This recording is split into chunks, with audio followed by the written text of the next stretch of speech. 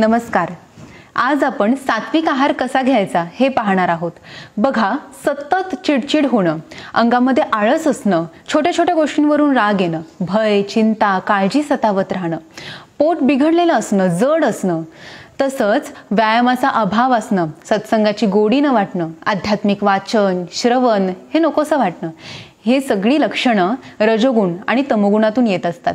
आता रजोगुण आणि तमोगुण हे आपल्या विचारांमधून येतात. त्यामुळे आपल्याला जेव्हा सुधारणा करायची असते तेव्हा आपण अनेक दिशांनी करू शकतो. व्यायामाला सुरुवात करू शकतो, आहारामध्ये बदल करू शकतो.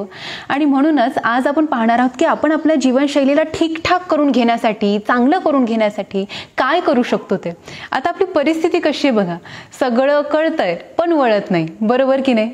आणि म्हणूनच आज मला तुम्हाला सांगायला आवडेल की आपण हळूहळू सात्विक आहारावरती जेव्हा येतो तेव्हा आपल्या शरीरावरती काय चांगले परिणाम होतात आणि आपल्या जीवनामध्ये काय असे बदल घडतात हे आपण पाहणार आहोत.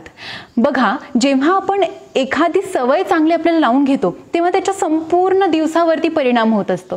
जर आपण आपल्या आहाराची पद्धत बदलली, सात्विक आहार घ्यायला लागलो तर आपल्या तब्येतीवर त्याचा चांगला परिणाम होणार. आता रात्री जो माणूस 11, 11:30 एवढ्या वाजता जेवतो आणि मग भरपेट जेवल्यानंतर तो झोपतो, त्याला सकाळी कशी काय जाग येईल आणि सकाळी उठून तो कसा व्यायाम करेल. पण सात्विक आहार जेव्हा आपण घेतो, 7, 7:30, 8 वाजेपर्यंत जेवतो, तेही हलकं पोट ठेवून हलकं अन्न खातो, जे सुपाच्य असेल असं अन्न खातो, तेव्हा ती व्यक्ती सकाळी पहाटे लवकर उठू शकते, ती व्यायाम करू शकते, तिला चांगल्या चांगल्या सवयी लागू शकतात. सूर्यनमस्कार करायला तिला वेळ मिळणार, चालायला वेळ मिळणार, योगासने करायला वेळ मिळणार. तसंच संपूर्ण दिवसावरती त्याचा परिणाम होत असतो. जेव्हा आपण जड अन्न खातो, स्पायसी, तिखट असे सगळे अन्न पदार्थ खातो, तेव्हा त्याच्यामुळे पोट थोडं पुढे आलेलंच असतं, गॅसेस आतमध्ये तयार झालेले असतात, जड जड वाटत असतं. त्यामुळे त्याच्या आपल्या विचारांवरती सुद्धा परिणाम होत असतो. म्हणून एका सवयीमधून आपल्याला इतक्या काही गोष्टी मिळतात, इतक्या चांगल्या चांगल्या गोष्टी तुमच्याकडे चालून येतील, फक्त तुम्ही थोडासा बदल करायला पाहिजे. आणि मेन म्हणजे विचारामध्ये बदल करायला पाहिजे. किती जणांना मी बोलताना ऐकलंय, खा पी मज्जा करा. कसलं डाएट आणि कसला आहार तुम्ही बदलताय. पण कसं आहे, आता आपण काहीही खाऊ पण त्याची रिॲक्शन आपल्यावरती होणारच आहेत ना. पुढील आयुष्यामध्ये आपण 60-70 वर्ष डायबिटीज घेऊन, ब्लड प्रेशर घेऊन, जाड होऊन, वजन घेऊन कशाला रडत खडत जगायचं. त्यापेक्षा व्यायाम करावा, सात्विक आहार घ्यावा आणि आनंदाने 60-70 काय 100 वर्ष जगावं. आता आयुमर्यादा या सगळ्या गोष्टींमुळेच कमी झाली आहे. आधीच्या काळात तेवढे असे राजसिक आणि तामसिक पदार्थ नव्हतेच. इव्हन शिळं अन्न सुद्धा लोक खात नव्हती. छान ताजं अन्न शिजवून घरच्या गोष्टीच खात होती. त्यामुळे रोगराई तेव्हा कमी होती. आणि आता बघा, प्रत्येकाला काही ना काही प्रॉब्लेम आहेच, छोटे मोठे त्रास आहेच. आणि वयोमानानुसार ते काही कमी होत नाहीत, ते वाढतच जातात. आणि म्हणून आपण आता हळूहळू सात्विक आहारावरती कसं यायचंय हे आपण पाहणार आहोत. संपूर्ण दिवसामध्ये आपण काय काय असे चांगले अन्नपदार्थ खाऊ शकतो यावरती विचार करूया. आता सकाळी जेव्हा आपण उठल्यानंतर आपलं पोट रिकामं असतं, कारण रात्रभर आपण पोटाला आराम दिलेला असतो. झोपेमध्ये पोटातले अवयव सुद्धा विश्राम करत असतात आणि त्याच्यामुळे आपल्या पोटामधले जे एक मॅग्नेटिक फोर्स आहे ना, तो वाढलेला असतो. म्हणजे जो काही अन्नपदार्थ आपण खाणार तो चांगल्या प्रकारे ऑब्झर्व करण्याची क्षमता आणि त्याच्यामधले न्यूट्रिएंट्स चांगल्या प्रमाणे यूज करण्याची क्षमता आपल्या पोटाची झालेली असते. बघा, सकाळी उठल्यानंतर आपण रात्रभर भिजवलेले ड्रायफ्रुट्स खाऊ शकतो, आपण वेगवेगळे पेय पिऊ शकतो. तुळशीचा ज्यूस करणं, आल्याचा ज्यूस करणं, ॲलोवेराचा ज्यूस, नीमचा ज्यूस, असे किती ऑप्शन्स आहेत. बरं, हे जरी तुमच्या तोंडाला ही चव आवडत नसेल तर तुम्ही आयुर्वेदिक चहा करू शकता. लक्षात आलं का? म्हणजे ज्यामध्ये आपण वेलची, जायफळ, दालचिनी, काळी मिरी, लवंग आणि तुळस आणि लिंबू अशा गोष्टींचा वापर आपण त्याच्यामध्ये करू शकतो आणि अशी आयुर्वेदिक चहा करून पिऊ शकतो. तेवढंच ताजंतवानं तुम्हाला वाटेल. आणि त्याच्यामध्ये तुम्हाला जर दुधाचा वापर करायचा आहे तर मग आपण जे रोज दूध वापरतो ते नाही वापरायचं. मग नारळाची जी कीस काढलेली असते ती आपण मिक्सरला फिरवून घेतली, त्याच्यामध्ये कोमट पाणी टाकलं आणि सुती कपड्यामध्ये ते टाकलं की त्याच्यामधून चांगलं नारळाचं दूध बाहेर येतं. लक्षात आलं? मग ते दूध तुम्ही त्याच्यामध्ये टाकू शकता. चहापेक्षा छान लागेल. तुम्ही एकदा करून बघा. ऍक्च्युली मी हे एवढे सगळे ऑप्शन तुम्हाला का सांगते, कारण तुमच्या हातातून चहा काढून घेणारी व्यक्तीच मुळात तुम्हाला आवडणार नाही. म्हणून मी तुम्हाला सगळे ऑप्शन सांगते आणि पुढे पण खूप ऑप्शन्स आहेत. आता बघा, जी कुठली गोष्ट तुमच्या शरीराला आवश्यक आहे, जसं बघा तुम्हाला पचनक्रियेचे त्रास आहेत तर सकाळी आल्याचं पाणी पिणं किती तुमच्यासाठी फायदेशीर ठरेल. तसंच तुम्हाला दिवसभर ऊर्जा पाहिजे लक्षात आलं? मुलांना अभ्यास करण्यासाठी चांगलं कॉन्सन्ट्रेशन पाहिजे किंवा शारीरिक मेहनत असेल तर मग ताकद पाहिजे, यासाठी सकाळी रात्रभर भिजवून ठेवलेले ड्रायफ्रुट्स खाल्ले, चांगले प्रोटीन्स, कार्ब्स सगळं काही घेतलं की आपला संपूर्ण दिवस किती ऊर्जावान जाईल. तर अशी आपल्या शरीराला काय रिक्वायरमेंट आहे हे तुम्ही शोधून काढा. हे ऍक्च्युली आपल्या प्रत्येकाला समजतच असतं आणि आता इंटरनेटचा वापर सर्वच जण करतात. त्यामुळे प्रत्येक अशा चांगल्या गोष्टींचा काय शरीरावरती परिणाम होतो हे तुम्ही सर्च करू शकता आणि मग तुम्ही ठरवू शकता आणि रोज विविध बदल करत राहू शकता. लक्षात आलं? तर आता याच्या पुढे जेव्हा आपण ब्रेकफास्ट करतो तेव्हा ब्रेकफास्टमध्ये कुठलेही रेडीमेड पदार्थ अजिबात खाऊ नका, कारण सकाळचा नाश्ता हा आपण पोटभर करायचा असतो. सकाळचा नाश्ता पोटभर म्हणजे राजासारखा करा, दुपारचं जेवण हे प्रधानासारखं करा आणि रात्रीचं जेवण हे भिकाऱ्यासारखं करा. आणि हे उत्तम आरोग्यासाठी हा मी तुम्हाला एक सल्ला देते, कारण सकाळी जेव्हा आपण पोटभर अन्न खातो आणि ते पण ताजं आणि ते पण पौष्टिक, त्याच्यामुळे आपल्या शरीरावरती खूप चांगले परिणाम होतात आणि पचायला ते हलकं असतं. सकाळी 9:30-10 वाजेपर्यंत आपली पचनक्रिया खूप चांगल्या प्रमाणे काम करते, जठर अग्नी प्रदीप्त असतो आणि त्यामुळे आपण जास्तीत जास्त सकाळीच खाऊन घ्यावं. आणि मग सकाळी आपण कुठलेही पदार्थ जे आपल्या घरी बनतात ते खाऊ शकतो. जर साऊथ इंडियन पदार्थ खायचे तर त्याच्यात बरेच ऑप्शन्स आहेत. जर आपल्याला नॉर्थ इंडियन खायचे तरी बरेच ऑप्शन आहेत, महाराष्ट्रीयन खायचे तरी बरेच ऑप्शन्स आहेत. पण हे सगळे पदार्थ करताना त्याला सात्विक बनवण्यासाठी काय करायचं, तर आपण कमी तेलाचा वापर करायचा, कमी मसाल्यांचा वापर करायचा आणि आपल्या शरीराला जेवढं आवश्यक आहे तेवढंच खायचं. जेवढी भूक लागली आहे तेवढंच खायचं. अति ताटात वाढून घ्यायचं नाही आणि अति पोटात टाकायचं नाही. मुखी घास घेता करावा विचार, कशासाठी हे अन्न मी सेविनार. घडो माझी हातूनी देशसेवा, म्हणून मिळावी मला शक्ती देवा. तर हे जे आपल्याला संस्कार दिले गेलेले आहेत ना, वदने कवळे घेता नाम घ्या श्रीहरीचे, तर हे जे सगळे संस्कार आहेत हे याच्यासाठीच आहेत की आपल्या मनामध्ये विचार यावा की आपण मुखी घास घेता करावा विचार, की हे अन्न मी का खातोय, माझ्या शरीराला काय फायदा होणार आहे याच्यामुळे की नुकसान होणार आहे, हा विचार यावा यासाठी हे मंत्र आहेत. म्हणून या सगळ्या चांगल्या सवयी लावून घ्या. तुम्हाला या सवयी चांगल्या लागल्या की तुमच्या घरातल्या छोट्या छोट्या मुलांना हे सगळं कानावरती पडणार आणि त्यांना सुद्धा ही सवय लागणार. तर अशा पद्धतीने तुमचं घर चांगलं सुधरू शकतं, सगळे पौष्टिक अन्न खाऊ शकतात, चांगल्या सवयी त्यांना मिळू शकतात. असे छोटे छोटे बदल करायचे असतात. असो, तर आता आपण नाश्ता कसा करायचा हे जाणून घेतलं. त्यानंतर मध्ये जेव्हा आपल्याला भूक लागते जेवण आणि नाश्त्याच्या मध्ये आणि असं काहीतरी अरबट चरबट आपण तोंडात टाकतो ती भूक मारण्यासाठी, तर असे काही अरबट चरबट खाऊ नका. पौष्टिक खा. म्हणजे स्नॅक्समध्ये पण किती ऑप्शन्स आहेत बघा. आपल्या घरामध्ये आपण जेव्हा भाजी बनवतो तेव्हा वेगळ्या वेगळ्या प्रकारची वाटण करत असतो. जसं खोबऱ्याचं वाटणही काही घरांमध्ये होतं, काही घरांमध्ये शेंगदाण्याचं वाटण होतं.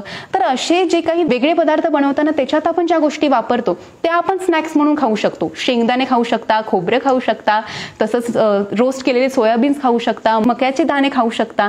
भरपूर ऑप्शन्स आहेत असे जे तुम्ही तोंडात टाकू शकता. आणि तसंच फळ किंवा सॅलडचा एक प्रकार, एक काकडी, एक गाजर, एक बीट असं खाल्लं तरी पण उत्तम. खरं तर डोळ्यासमोरच असे पदार्थ ठेवले पाहिजेत की ज्यामुळे आपल्या मनामध्ये सत्वशीलता येईल. तर केळ्याकडे बघून बघा किती बरं वाटतं आपल्याला, पालेभाज्यांकडे बघितल्यावरती किती बरं वाटतं आपल्याला, अशा छान फळांकडे बघितल्यानंतर किती आपल्याला बरं वाटतं. तर अशी सत्वशीलता आपल्यामध्ये येते, ती हळूहळू सगळ्या गोष्टींमधून येत जाते. पण समोरच असे अरबट चरबट गोष्टी ठेवल्या ज्या शरीरासाठी लाभदायक नसतील तर तुमच्या हातून ती क्रेविंग येणार आणि ते तुम्ही खाणार. घरातच मुळात आणू नका, जेणेकरून कोणाच्याही नजरेत ते पडणार नाही आणि कोणाच्या तोंडात ते जाणार नाही. तर यानंतर पुढे तुम्ही जेव्हा जेवण जेवता तेव्हा त्याची सुरुवात काकडी, गाजर अशा पदार्थांनी करायची, सूपने करायची. आणि असं हळू जेव्हा आपलं पोट भरत जातं तेव्हा आपण पुढे हळूहळू कमी खात असतो. म्हणजे ज्यांना वजन कमी करायचं त्यांच्यासाठी सुद्धा हे खूप महत्त्वाचं ठरेल. आणि अति खाऊ नका. म्हणजे दुपारचं जेवण हे थोडंसं नाश्त्यापेक्षा कमीच करायचं आहे. आता दुपारच्या जेवणामध्ये आपण चपाती, भाकरी, सॅलेड्स, सूप, भाजी, कडधान्याची भाजी, पालेभाजी असे आपण वेगवेगळे पदार्थ घ्यायचे असतात. आणि 6ही रस त्याच्यामध्ये आलेले पाहिजेत ज्याचा उपयोग आपल्या शरीराला होईल. आता शरीराला जे हवंय ते दिलं पाहिजे, बरोबर आहे. म्हणजे योग्य कार्बोदके मिळाले पाहिजे, प्रथिने मिळाले पाहिजेत, वेगवेगळे जीवनसत्व मिळाले पाहिजेत, सगळं काही मिळालं पाहिजे. पण आपण हे मोजत नाही ना राहू शकत कशामध्ये काय आहे वगैरे. तर आपण काय करायचं की हे 6ही रस एकत्र येतील असंच जेवण जेवायचं. म्हणजे पालेभाजी ही रोज एक असलीच पाहिजे हे तुम्ही ठरवा. मग तुम्हाला जी पालेभाजी आवडेल ती तुम्ही करा. कडधान्याची भाजी किंवा कडधान्याची उसळ ही ताटात असलीच पाहिजे. मग तुम्ही रोज ते कडधान्य वेगवेगळे घेऊ शकता. तसंच कुठलीही रस्सा भाजी ही तुम्ही करू शकता. म्हणजे 2 किंवा 3 भाज्यांचे ऑप्शन आले की शरीराला जे काही गरजेचं आहे ते मिळालं. तसंच कार्ब्स मिळाले भातामधून आणि डाळीमधून प्रोटीन मिळालं. तसंच भाकरी किंवा चपातीमधून कार्ब्स मिळाले. तर अशा पद्धतीने संपूर्ण जेवणाचा उपयोग शरीराला होतो. जेवण झाल्यानंतर आपलं पोट हलकं असावं, सुस्ती येऊ नये आणि आपलं काम करत असू किंवा मुलं अभ्यास करत असतील तर त्यांनाही सुस्ती येऊन त्यांचं काम रखडू नये यासाठी आपण जेवण झाल्यानंतर गोड गोष्टी खाणं कमी करावं. कारण कसं आहे, जेव्हा आपण मिठाया किंवा साखरयुक्त पदार्थ जास्त खातो तेव्हा आपल्याला धुंदी येते. आणि नुसती धुंदी येते एवढंच नाही तर शरीरावरती त्याचे वाईट परिणाम होत असतात. साखर ही साठत असते आणि पुढे पुढे आपल्याला ते घातक ठरत असतं. त्यामुळे कुठलंही आपण जेव्हा साखरयुक्त पदार्थ बनवतो, तुम्हाला ते गोड पदार्थ हवा असेल तर गुळाचा वापर करा. गुळाचा वापर करून तुम्ही खीर बनवू शकता, गुळाचा वापर करून तुम्ही शिरा बनवू शकता आणि असे अनेक पदार्थ तुम्ही गुळाचा वापर करून करू शकता. गुळामुळे आपल्याला गॅसेसचा त्रास होणार नाही. त्यामुळे जेवण झाल्यानंतर नक्की गुळ खा. आणि त्यानंतर दही, ताक हे तुम्ही रोज घेत जा. यापैकी कुठलाही एक पदार्थ जेवण झाल्यानंतर 20-25 मिनिटांनंतर घेत जा. त्यानंतर पुढे 4-5 वाजता जर भूक लागत असेल तर एखादं फळ खाल्लं तर चालेल किंवा नारळ पाणी तुम्ही पिलात तरीही उत्तम, लिंबू पाणी पिलात उत्तम. तर असे काही गोष्टी घ्यायच्यात की ज्यामुळे शरीरामधले जीवनसत्व अजून वाढतील, मिनरल्स अजून वाढतील आणि पाणीही चांगल्या प्रमाणे आपण पिऊ शकतो. कारण सतत पाणी पिणं हे लक्षात राहत नाही ना, मग आपण अन्न पदार्थांमधूनच पाणी परत रिकवर करू शकतो आणि पाण्याचं प्रमाण शरीरात योग्य करू शकतो. तर 4-5 वाजता भूक लागली तर मी सांगितलं त्याप्रमाणे कुठलंही फळ किंवा नारळ पाणी, लिंबू पाणी असं तुम्ही पिऊ शकता. जर ते तुम्हाला टाइम स्किप करायचा असेल तर तुम्ही स्किप करा आणि सरळ 7 वाजता जेवण करा. आता 7 वाजता जेवण जेव्हा आपण करणार सूर्यास्ताच्या अगोदर 6:30-7 आणि जर तुम्ही कामावरून उशिरा येत असाल 8 वाजत असतील तरी आल्याला पहिले लवकर जेवण करून घ्या. कारण जेव्हा आपण रात्री लवकर जेवतो तेव्हाच आपल्याला चांगली झोप लागू शकते. आपण जर जेवायला उशीर केला 10-11 वाजवले तर आपल्याला झोप लागायला वेळ लागते. आणि जरी झोप लवकर आली, तुम्ही दिवसभर थकला असाल काम करून आणि झोप लागलीच तरी सुद्धा तुम्हाला शांत झोप नाही लागणार. सतत काही ना काही विचार येतच राहणार आणि मधून अधून असे जाग येणार आणि स्वप्न सुद्धा पडू शकतात. म्हणजे शांत झोप लागत नाही. तर छान बाळासारखी झोप लागावी, एकदम गाढ झोप लागावी यासाठी तुम्ही लवकर जेवण करायला पाहिजे. तर लवकर जेवा. आणि कसं जेवायचं? खूप कमी. सकाळी जेवढा नाश्ता केला त्याच्यापैकी 30% जेवण आता रात्री तुम्ही जेवायचं आहे. आणि त्याच्यामध्येही दुपारचे जसे पदार्थ होते तसेच पदार्थ घ्यायचेत. म्हणजे 6ही रस त्यामध्ये आले पाहिजेत. भाकरी, भाजी, चपाती किंवा भात हे सगळं तुम्ही खाऊ शकता, पण प्रमाण कमी करायचं हे लक्षात घ्या. कसं आहे, सात्विक आहार करण्यासाठी आपल्याला सगळे सात्विक अन्नपदार्थ महत्त्वाचेच आहेत, पण त्याच्यासोबतच सात्विक जीवनशैली सुद्धा महत्त्वाची ठरते. सात्विकता ही फक्त अशी एका गोष्टीमधून येत नाही. आपल्याला बरेच चेंजेस आपल्या जीवनामध्ये करावे लागतात आणि सात्विक आहार हा विचारामधून आणि विवेकातून येत असतो. आणि म्हणूनच आपण विचार करायला हवा की आपण आपल्या जीवनाला सात्विकतेकडे कसं नेऊ शकतो ते. म्हणून हे सगळे बदल तुमच्या जीवनामध्ये करा आणि आपलं जीवन खूप चांगल्या पद्धतीने जगा. तर मनःशांती मिळावी यासाठी लोक किती प्रयत्न करतात, पण अशा काही गोष्टींमुळेच आपल्या शरीरामध्ये आणि आपल्या संपूर्ण जीवनामध्ये बराच फरक पडत असतो. तुम्ही हे फक्त करून बघा आणि करता करताच तुम्हाला लक्षात येईल की शरीर किती हलकं होत चाललंय, वजन किती कमी होतंय, वेगवेगळे रोग जे निर्माण होत होते, ब्लड प्रेशर वाढत होतं, शुगर वाढत होती किंवा हाडं दुखत होती, हे सगळं आपोआप नाहीच झालंय हे तुम्हाला लक्षात येईल. पचन इतकं चांगलं सुधरेल की तुम्हाला दिवसभर बरं वाटेल, फ्रेश वाटेल. म्हणून तुम्ही तुमची तब्येत सांभाळा, आहारावरती लक्ष द्या आणि तुमचं जीवन उत्तम प्रमाणे जगा. धन्यवाद.